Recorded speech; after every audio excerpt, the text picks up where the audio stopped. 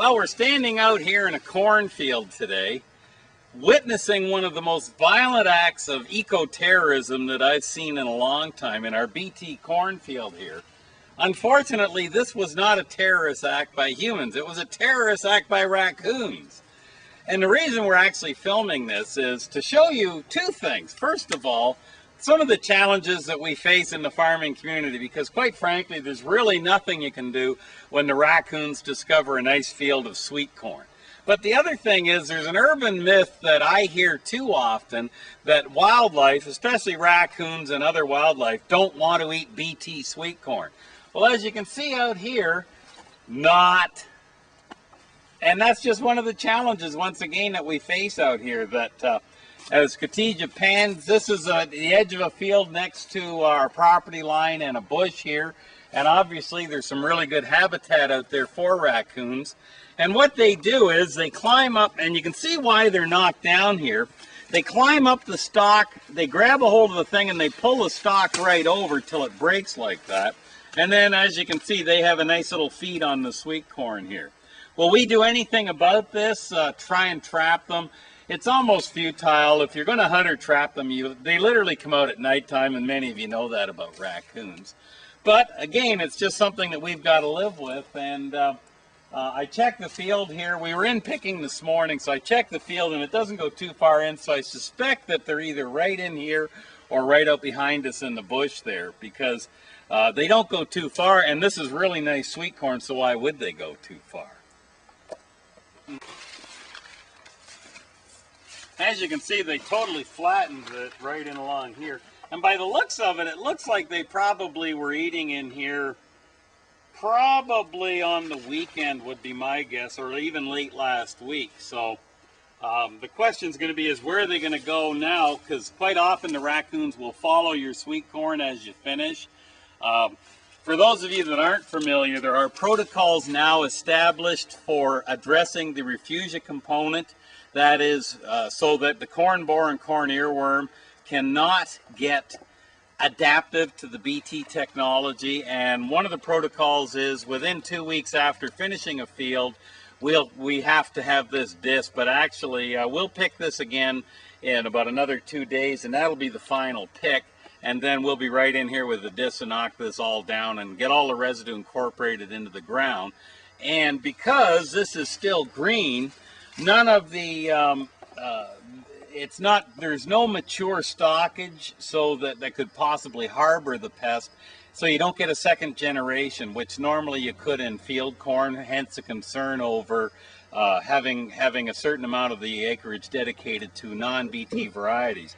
But in sweet corn, I don't think that'll ever be an issue, because in sweet corn, we aim probably for consumer preference on the taste and size of cob first and foremost. So as a farmer, the other urban myth is that it will actually limit my ability and number of varieties I can access as a farmer. Right now I can access over 200 varieties of sweet corn and growing. I can access three BT varieties is all. So I'm not sure that we'll ever see the dogma come to fruition that many would profess out there, that I will be totally beholden to BT sweet corn.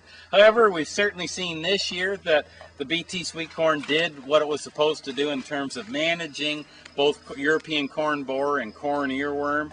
The quality, you're standing in an irrigated field here as well, so we've lucked out on our farm in the sense of having planted the fields where we can get water to them. For those of you that aren't from the province of Ontario, we have had probably the most devastating drought through the province here that we've seen in decades, and combined with incredibly high temperatures. We just came off almost 3 solid weeks of 30-degree-plus Celsius temperatures here at the farm and throughout the province, and that's been incredibly hard on crops. I'm only now getting caught up on my sleep from irrigating around the clock. I have not had time to get a haircut or anything out there. It's just this has consumed us, keeping the crops going. But remember, I'm a farmer. I feed people. That's what I do for a living. So why would you expect I'd be doing anything other than looking after the crops this time of year? Okay. The final point I should just draw some attention to is You always hear me talk about how I have to farm, and I meaning the collective we as farmers have to interact with nature, with either last year was rain, this year's hot temperatures and drought, whatever gets thrown at you. But we've always been of the opinion, and I guess my philosophy as a farmer has been, anything that's here that doesn't negatively affect the farming operation or me personally, quite frankly, I don't really worry too much about it. So we've got a fair number of coyotes in the area here now, and there are some on the farm. I'd be more than surprised if they're not watching Khadija and I right now. Don't worry, Khadija, they've probably eaten already. But then they do a good job for rodent control. They do a good job for things like groundhogs. But obviously, I'm going to have a word with them because they're not doing their job at managing or at least scaring off the raccoons. And quite frankly, this is, if you've got a raccoon problem, this is normally what you would see. Not to the point that it's devastating the crop, but, and at least the raccoons, as you can see on some of the cobs here, they ate the whole cob. Where we really get antagonized over raccoons is where they pull it back, take one or two bites, and go on to the next cob.